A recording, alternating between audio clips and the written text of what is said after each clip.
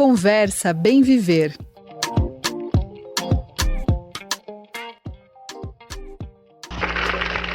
É isso que nós estamos pedindo nesse instante. É terra para o trabalhador trabalhar. É terra para que o homem viva nela e sustente a sua família. É o trabalhador rural que sustenta essa massa, que os potentados estão ficando aperreados. Porque nós estamos se unindo. E aqui eu quero corinho, trabalhador unido, jamais será vencido. Trabalhador unido, jamais será vencido. Trabalhador unido, jamais será vencido. Ela foi a mais pura definição de semente. Minha gente, no dia 12 de agosto de 1983, na frente da sua casa, Margarida Maria Alves foi assassinada. A gente está falando de uma sindicalista, trabalhadora rural, uma das maiores mobilizadoras pela garantia de direitos da população que trabalha no campo. Mas é impressionante que mesmo a vida dela sendo ceifada, ainda nos primeiros anos de trajetória política dela, isso não foi possível para interromper toda a luta. Pelo contrário, foi apenas a renovação. Desde os anos 2000 começou a Marcha das Margaridas, que mobiliza milhares, milhões de pessoas por todo o país a cada 4 anos para reivindicar a luta por direitos e também celebrar a trajetória dela. Para falar um pouquinho mais sobre Margarida Maria Alves, como ela ainda segue pulsando na trajetória das trabalhadoras rurais do nosso campo, quem conversa Bem Viver hoje é a presidenta da CONTAG, na Confederação Nacional de Trabalhadores Rurais, Agricultores e Agricultoras Familiares, Vânia Marques Pinto. Vânia, um prazer falar contigo, obrigado pela disponibilidade, viu? Satisfação é toda minha, Lucas. Vânia, a sua simples existência como presidenta da CONTAG já é uma maneira de ver que a trajetória de Margarida realmente está reverberando. Primeiro porque você é baiana, sentada da reforma agrária, educadora e comunicadora popular e é simplesmente a primeira mulher presidenta da CONTAG. Conta, realmente a trajetória da Margarida te influenciou a chegar nesse cargo? Sem sombra de dúvidas, Lucas.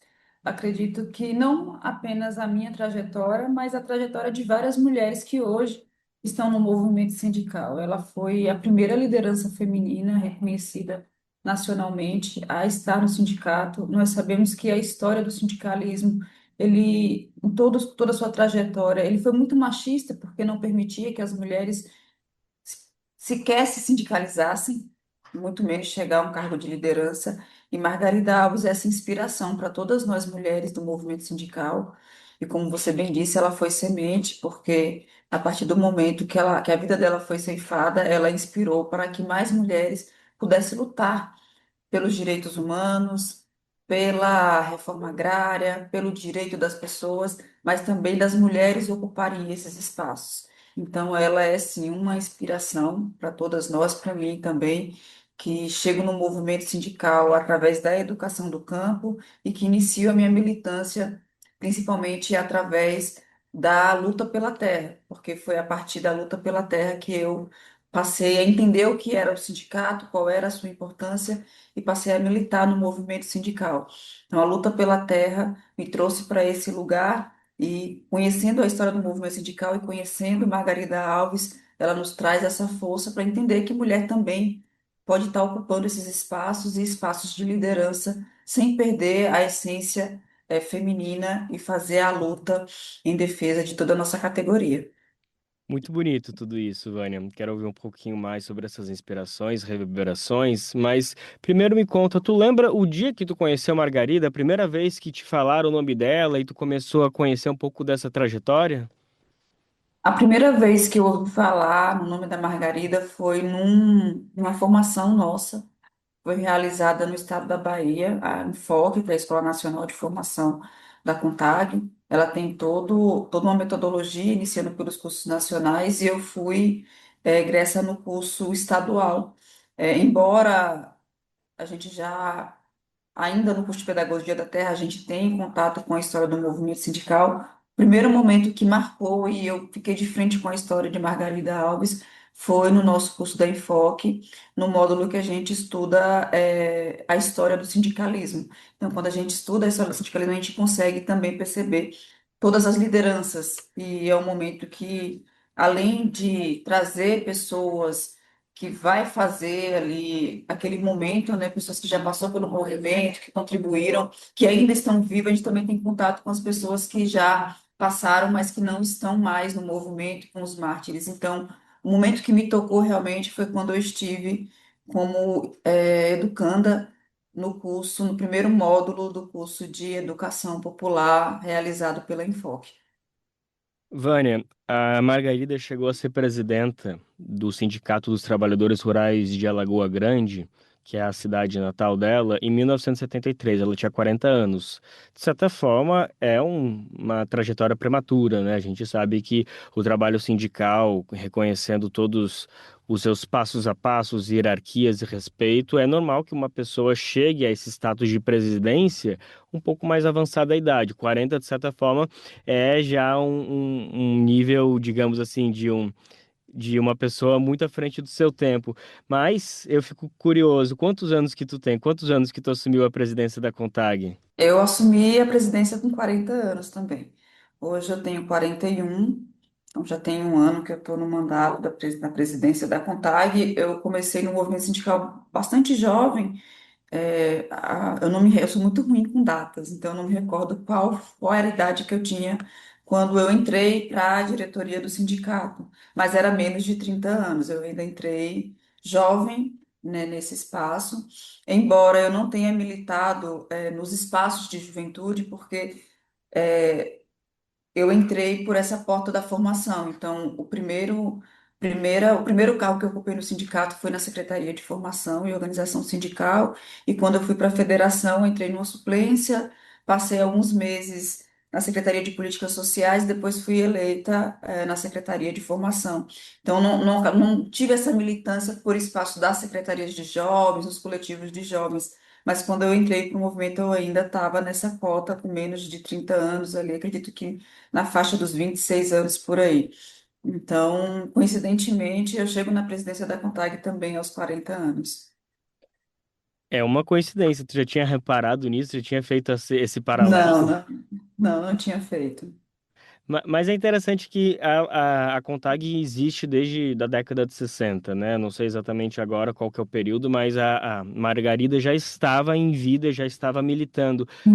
O Sim. fato dela não ter chegado à presidência da CONTAG, existiu alguma questão de ela não ter se encaminhado para esse tipo de atuação? Bom, a CONTAG nasce em 1963. Naquela época, toda a diretoria da CONTAG era masculina. As mulheres tiveram que fazer todo um movimento para poder conseguir construir uma coordenação de mulheres que na época não era nem secretaria de mulheres. Eu não me recordo qual foi o ano. Depois a gente fez toda uma luta. Eu falo a gente porque eu me incorporo também como mulher. Então foi feita toda uma luta para poder chegar aos 30% de garantia de participação das mulheres nas diretorias da nossa confederação. Se não me engano, a primeira secretaria de mulheres, ou seja, para poder pensar o cargo das mulheres, era ocupada por um homem. Eu não me recordo agora o nome, eu estudei durante muito tempo a história da CONTAG, mas agora eu não me recordo, desses detalhes todos. Mas foi uma construção muito longa para que as mulheres, inclusive, conseguissem transformar a coordenação de mulheres em uma secretaria, para poder estar no mesmo pé de igualdade das demais secretarias da CONTAG. Então, foi uma trajetória muito longa, porque o nosso movimento sindical e o campo brasileiro, muito machista, não entendia que as mulheres poderiam ocupar esses espaços. Mesmo Margarida Alves sendo uma liderança muito importante, eu acredito que ela também deve ter sofrido muito machismo para poder enfrentado muito machismo para poder ocupar o espaço que ela ocupou. Então, depois que a gente conseguiu alcançar a cota dos 30%, lutamos pela paridade. Quando a gente conseguiu alcançar a paridade, a gente teve que dizer que a paridade era o mínimo, porque não era apenas ter 50% de mulheres numa diretoria, era as mulheres também ocuparem os espaços que nunca foram ocupados por mulheres. Coincidentemente ou não, eu fui a primeira mulher na Federação da Bahia a ocupar a Secretaria de Formação, a primeira a ocupar a Secretaria-Geral, a primeira a ocupar a Secretaria de Política Agrícola aqui na CONTAG, que é um espaço muito masculino, porque o crédito, as políticas voltadas para as questões agrícolas é sempre direcionada para os homens. O lugar das mulheres era a Secretaria dos Cuidados. Então, na última gestão, eu ocupei pela primeira vez uma mulher na Secretaria de Política Agrícola, e acredito que foi isso que abriu portas para que eu pudesse hoje estar na presidência da CONTAG também. Essa luta que as mulheres fizeram, né, o nosso coletivo de mulheres, conquistando a cota dos 30%, depois conquistando a paridade, e depois a gente conseguindo ocupar esses espaços que historicamente eram ocupados por homens, né? Principalmente os espaços que vão discutir as questões das finanças, os espaços que vão discutir as questões dos créditos, porque esse espaço naturalmente era um espaço reservado para os homens. Para as mulheres, as secretarias dos cuidados. Aí a gente ia ter secretaria de mulheres, porque obrigatoriamente tinha que ser mulher, a secretaria de jovens, a Secretaria de Políticas Sociais, que também vai olhar aí para as políticas sociais como um todo, a educação, a formação. Na Contagem já tinha tido também uma secretária de mulher que ocupou esse espaço, mas nunca as secretarias que naturalmente eram tidas determinadas para os homens. E é super complexo isso, né, Vânia? Porque a gente fica pensando que existe, obviamente, um espírito de união entre todos os sindicalistas, porque eles sabem qual é, digamos, o inimigo comum que todo mundo tem ali, por que que existe esse sindicato, por que existe essa união, quais são os objetivos ali formados. Mas, de repente, vai se ficar cada vez mais notório que existe, eu nem vou dizer um racha, porque parece que daí existe uma divisão, eles contra elas, algo do tipo. Não é isso, é um impedimento, é a criação de um novo inimigo, de uma nova questão no meio dessa formação. Então eu fico ouvindo aqui, imaginando um pouco mais a trajetória da Margarida naquele momento, de o quanto ela também tinha que ficar se dividindo entre pensar, bom, eu estou aqui para lutar pela reforma agrária, pela garantia de direitos para todos os trabalhadores e trabalhadoras, mas ao mesmo tempo existe uma dupla jornada, que a gente pode chamar de dupla luta aqui, de ao mesmo tempo ter que convencer os camaradas, de convencer os seus parceiros de que o que ela está falando ali é, assim, é uma reivindicação legítima. Então me parece que quando a gente fala da dupla, da tripla jornada que as mulheres têm, de voltar para casa, cuidar do lar, cuidar dos filhos, ela também se transfere automaticamente para a militância, se transformando numa dupla, numa tripla luta de ter que não só, enfim, militar contra as questões que estão em vigor, mas também dentro do próprio ambiente que ela não consegue se legitimar. Eu costumo dizer que são as contradições, né? Que elas são inerentes de uma sociedade capitalista, porque o movimento sindical ele não tá alheio a essas contradições. Nós temos várias contradições. Essa é apenas uma delas. Vivemos numa sociedade que ela é patriarcal, ela é machista, a gente enfrenta a misoginia. Então, eu costumo categorizar que essas são uma das contradições que o movimento sindical tem, assim como todas as organizações e entidades que a gente tem dentro de uma sociedade que é capitalista. E para poder vencer essa contradição, eu não acredito que seja algo que a gente consiga superar ainda estando em uma sociedade que é capitalista. E quando você fala dessa questão da dupla, da tripla jornada, é um olhar bastante interessante, porque não é apenas os serviços domésticos, é de fato a gente enfrenta uma estrutura que ela é patriarcal e que a gente consegue perceber que o machismo e a misoginia ela está nas sutilezas do dia a dia, que na maioria das vezes ela sequer é percebida pelas pessoas. Então a gente costuma ver em uma reunião que uma mulher está falando, o homem vai lá e repete a mesma coisa que aquela mulher já disse, como se a ideia tivesse sido dele. Então são coisas que acontecem na sutileza e que na maioria das vezes não é percebido. Então, de fato, as mulheres que ocupam espaço no movimento sindical, elas têm uma jornada da casa, do trabalho doméstico, do cuidado da família, que é sempre responsabilidade da mulher, seja com as pessoas mais idosas da família, seja com os mais jovens, com as crianças. O cuidado do lar, da limpeza e a garantia do bem-estar daquela família é responsabilidade da mulher. E quando essa mulher é militante, ela precisa fazer tudo isso e ainda garantir, estar disposta para poder fazer a militância e ainda ter esse outro trabalho que é de provar que as suas ideias, que aquilo que ela está colocando na mesa é tão legítimo quanto uma coisa que é posta por um por um camarada, por um companheiro que é homem. Então, isso é algo que é real na vida das mulheres. Isso acontece até hoje. Enquanto uma mulher na liderança, eu consigo perceber isso. Obviamente que o fato de eu estar na presidência e ser um movimento que ele tem uma hierarquia, isso também impõe uma certa respeitabilidade, mas mesmo estando nesse cargo, eu não sou inerente de sofrer as falas machistas, ah, os comportamentos machistas, inclusive de ter que repreender algum companheiro que está sendo machista com alguma colega ou com alguma pessoa que está ali dentro daquela reunião. Então, é algo que a gente consegue perceber no nosso dia a dia. E só conseguimos perceber quando a gente está muito atenta a isso. Porque, infelizmente, até nós, mulheres, somos condicionadas a naturalizar esse tipo de comportamento. Ah, porque é assim mesmo, porque sempre foi assim. Então, é um exercício de militância que nós temos que fazer cotidianamente. E eu não tenho dúvidas que Margarida, ela passou por isso também. Ela passou por isso para poder se reafirmar enquanto liderança, para ocupar o espaço que ela ocupou e para poder fazer a luta da defesa dos assalariados, que na época ela também fazia, da reforma agrária e que foi brutalmente assassinada na frente, inclusive de seus familiares. Então, a história de Margarida, ela é uma história muito triste pelo que aconteceu com ela, de revolta, mas também é uma história da gente se inspirar na resiliência que ela teve, na luta que ela teve, que foi nessa perspectiva de mudança da sociedade como um todo. É isso, que segue acontecendo principalmente a cada 4 anos, quando essa multidão ocupa as ruas de Brasília, no movimento conhecido como Marcha das Margaridas, que aconteceu em 2023, a última, né? Então a gente deve ter mais uma ano que vem.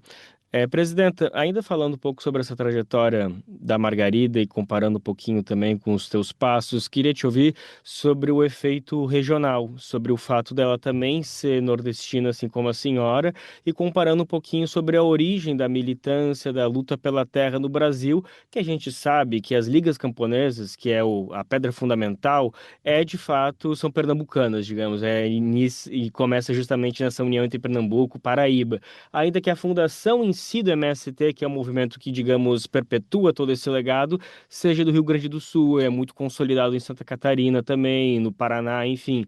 Existe também um pouco dessa disputa regional dentro da luta pelo campo, pela luta pela reforma agrária. Em algum momento a senhora já se sentiu desconsiderada por ser baiana e, de alguma maneira, pesquisando mais a trajetória de Margarida, também viu que ela enfrentou barreiras por ser de Alagoa Grande? As ligas camponesas também compõem a história da construção da CONTAG. Quando a gente vai pegar ali toda a história, então a gente tem uma forte influência das ligas camponesas, temos influências da UFRAB, então é dessas lutas todas que a gente tem essa constituição desse movimento que é muito diverso.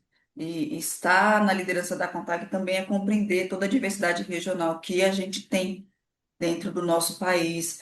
É, Quando eu olho para a região sul, é completamente diferente da região nordeste, mais diferente ainda da região norte. E eu acredito que a CONTAG, ela é a CONTAG porque ela consegue compreender toda essa diversidade regional que a gente tem e busca fazer uma integralidade, buscando o respeito. E é fato que, às vezes, a gente enfrenta, sim, essa diferença regional como alguns obstáculos. E a gente tenta construir isso internamente de uma forma bastante solidária. Tanto que a gente construiu um projeto que se chama Projeto Alternativo de Desenvolvimento Rural Sustentável e Solidário. E a gente busca passar por essa premissa da solidariedade também dentro do movimento sindical. De fato, eu me lembro de quando eu vim para a CONTAG, para a Secretaria de Política Agrícola, que é uma secretaria que sempre foi comandada por homens e sempre ali por pessoas da região sul. O fato de ser uma baiana, eu enfrentei sim uma barreira. Falei, espera aí, uma baiana na Secretaria de Política Agrícola? Como assim? E aí foi feito todo um diálogo, uma construção com as federações que costumavam, né, ocupar a representação, ocupar essa secretaria. Então a gente consegue perceber que existe sim, mesmo dentro do movimento, algumas ressalvas e que elas são quebradas à medida que a gente vai ocupando esse espaço e vai mostrando que sim é possível uma pessoa nordestina está comandando a confederação. O que também não é tão fora da curva, porque a gente sempre teve lideranças nordestinas na presidência da CONTAG, né? O ex-presidente era pernambucano, a gente já teve o Manuel, também era pernambucano. Então, a gente já teve por esse espaço pessoas que eram do Nordeste. Acredito que isso também faz com que a gente perceba que existe uma força muito grande também no Nordeste. Quando a gente olha o potencial da região Nordeste dentro da CONTAG, são federações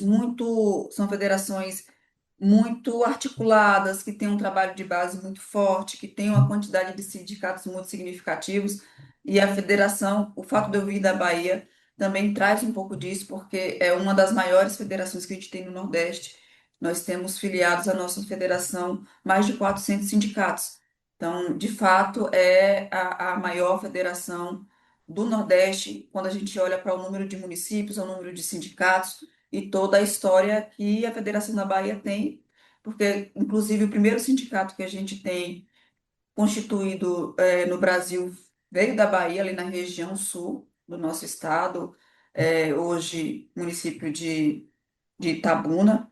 Então, acredito que a gente precisa, às vezes, valorizar muito mais a nossa história, o chão que a gente pisa e evidenciar isso, e não se colocar nesse lugar que historicamente o Nordeste é colocado, né? Porque a história do nosso país, ela mostra que que o Nordeste, ele sempre teve nesse lugar, num lugar de desprivilégio, se assim eu posso dizer, né? Porque os investimentos maiores financeiros das políticas sempre iam para a região Sudeste, para a região Sul, e a região Nordeste ficava sem esse apoio, sem esse olhar da necessidade, assim como a gente vê que hoje ainda o Norte não tem os investimentos que precisariam ter. Então, eu acredito que tem todo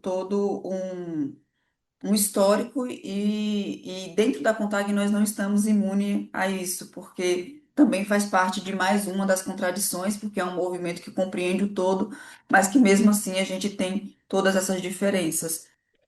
Maravilha. E agora sim, para fechar, presidenta, na sua opinião, acredita que Margarida estaria satisfeita com a gestão desse terceiro mandato do presidente Lula, principalmente no que diz respeito a políticas agrárias? Bom, é um momento bastante complexo esse do nosso Brasil. Eu não sei se ela estaria satisfeita. Eu posso dizer que a gente tem olhado essa complexidade toda, entende que poderia ter sido feito mais pela população brasileira como um todo, principalmente olhando para o campo, para as florestas e para as águas. Mas quando a gente olha o cenário que esse terceiro governo Lula pegou, a gente fica se perguntando se seria realmente possível fazer mais. A gente viu que os espaços de diálogo com a população estavam extintos, várias políticas desconstruídas, um ministério que pensava agricultura familiar já não existia mais. Então, ele pegou um cenário bastante difícil e duro que, ao invés de poder você dar um passo para frente para poder construir o novo, você teve que reconstruir políticas que já existiam porque elas estavam ali destruídas. Esse ano a gente teve um avanço significativo do ponto de vista das políticas ali apresentadas pelo Plano Safra, mas nós gostaríamos que tivesse ainda mais terras desapropriadas, mais famílias assentadas, que nós tivéssemos um volume ainda maior para as famílias conseguirem acessar o crédito, que a gente tivesse principalmente mais famílias produzindo de forma agroecológica, olhando aí para essa possibilidade que a gente tem hoje de tecnologia, de ter mais pesquisa voltada para a agricultura familiar, para os camponeses e camponesas, porque o que a gente vê é um investimento muito grande ainda para as grandes propriedades, para os grandes proprietários. E para a agricultura familiar, a gente tem ainda uma deficiência nessa parte da pesquisa, temos ainda uma deficiência quando a gente olha para a assistência técnica e extensão rural, então tem muito que ser feito ainda. E E é um cenário tão complexo que a gente não tem condição de avaliar se como que seria se fosse um outro governante. Eu acredito que a divisão ideológica no nosso país ela ainda é muito acirrada. Esse avanço das ideologias da extrema-direita tem entrado para dentro das famílias trabalhadoras, que é o que mais nos preocupa, porque quando essa ideologia faz parte daqueles que são os detentores dos meios de produção, a gente entende que eles estão seguindo a lógica do capitalismo. Mas quando isso passa a ser absorvido por quem trabalha e por quem produz no nosso país, isso se torna muito preocupante. Então, eu não sei se ela estaria satisfeita. Eu gostaria que a gente tivesse avançado mais e tivesse feito mais. Mas também entenda a complexidade que a gente vive no nosso país, com um Congresso tão conservador, dominado ali pela direita, pela extrema-direita, o orçamento do Brasil capturado também pelo Congresso, e acredito que, vindo um Lula 4, pela quarta vez, ele precisa de ter capacidade de governar. E hoje a gente percebe que essa capacidade de governar ela está prejudicada pelo Congresso. Então, teríamos que avançar também no Congresso com deputados, deputadas, senadores e senadores que hoje eu acredito que é o pior atraso para o Brasil, é não termos lideranças que, que dialogam com um projeto de um Brasil que pense na classe trabalhadora. Esta foi Vânia Marques Pinto, a primeira mulher presidenta da CONTAG, a Confederação Nacional de Trabalhadores Rurais, Agricultores e Agricultoras Familiares, perdão. Ela que nos ajudou a celebrar a trajetória de Margarida Maria Alves, que foi assassinada no 12 de agosto de 1983. A gente está falando de uma das maiores lideranças sindicais, uma das primeiras mulheres a ocupar esse cargo. Ela que é à frente do Sindicato de Alagoa Grande, moveu diversos processos contra latifúndios, introduziu também muitos direitos, a conquista do 13º salário, férias, tantas outras coisas, e também foi uma educadora popular que atuou ao lado de Paulo Freire, e embora ela tenha sido assassinada dessa maneira tão brutal, o que resultou disso são sementes. A cada 4 anos acontece uma marcha em homenagem a ela, Margarida Alves, a Marcha das Margaridas, que ocupa Brasília dessa maneira, florescendo esperança no nosso país. Presidenta, muito obrigado pela sua disponibilidade, um prazer falar com a senhora e até a próxima, viu?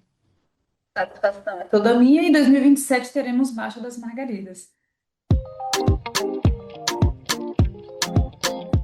Conversa Bem Viver.